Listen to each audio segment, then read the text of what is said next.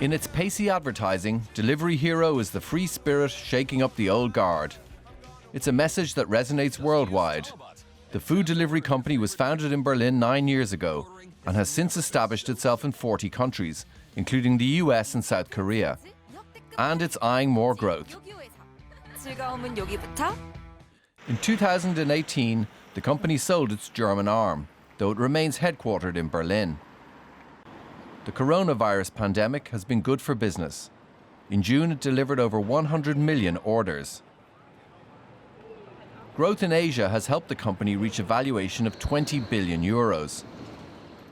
It was listed 3 years ago and is now replacing disgraced company Wirecard in the German blue-chip Dax Index. Nonetheless, Delivery Hero's losses remain high. It could be some time before it delivers a profit. All right, so Delivery Hero joins Germany's DAX. Certainly a big day for the company's chief financial officer, Emmanuel Thomasin, who joins us now. Good to have you with us. Congratulations on being part of the DAX now. But I have to start with something maybe not so nice. Despite its growth, Delivery Hero has failed so far to make a profit. When will that change? Well, fail is not really the truth because we are profitable in MENA already for the last 2 years. So we continue to increase the growth. And we inform our investors clearly that the main strategy today or the objective is on growth. We're growing extremely fast. We're doubling the company within a year. And that's the key focus today. So the investors know that this is our key focus today. And growth will continue to be the main objective of the company for the next year or so. Right, and eventually there'll also be a profit to report. But why are you actually listed on Germany's DAX, given that Delivery Hero doesn't actually do any business in Germany? Why choose Frankfurt?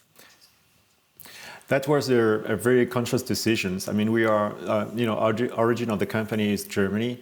We are a European company based in Berlin, and it was very important for us to be listed in Germany. We could have gone to other places like London, New York, whatsoever, but we thought, that's a very good place to be. We are proud of our origins, even if we are acting internationally, but Germany was the place to be. Okay, so you're loyal to your home, to Germany, but when you look at your business expansion plans that you mentioned at the beginning, do you feel that the DAX has enough traction for investors in that respect? I do believe that the DAX or the investors in our company understand completely the business model, and hence DAX is very attractive. I think this is a very good step for tech companies in general in Europe and especially in Germany, and we hope to be followed by a lot of tech companies in the future, and to prove that DAX is the right place to be for tech companies, and to have at some point giants like what you see in the US and in China. Of course, Delivery Hero replaces another big German tech company that went bust, Wirecard. It was recently kicked out from the DAX. What's it feel like to basically replace that company now? Quite frankly, it's a little bit strange because you get a lot of people comparing both companies, but we're so different. We don't see any kind of comparisons between both. We are a different business model. We are a different industry.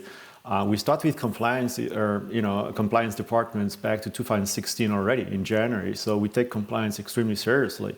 So I think the only thing we have in common is we're a German company based in Germany and now listed in DAX. All right. You mentioned compliance. Let's expand that and talk about corporate governance, because the delivery service business, of course, is highly competitive, and big competitors, big players like Amazon, they certainly regularly come under fire for, let's call it, exploiting their workforce. Delivery Hero has also been criticized here and there. Will being on the DAX increase pressure to improve the situation? What's your take on that? I think in terms of compliance to become listed, there is no discount for startups or gig economy. So, we have to fulfill the same requirements that another company. I mean, you don't have any discount because you're a startup or whatsoever.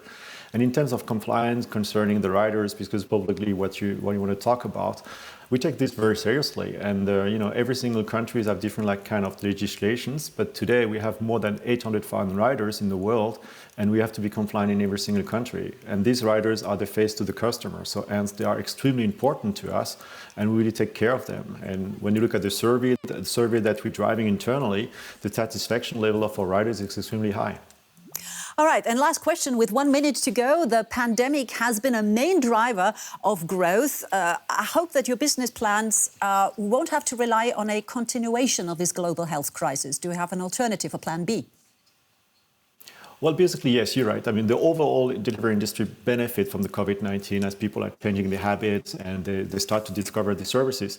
But without COVID, we would have grown probably more than 100% because, MENA was infected by COVID with restrictions and curfews. So I don't think that, the growth is linked to COVID-19, but much more a change in the culture of the people and the way they order.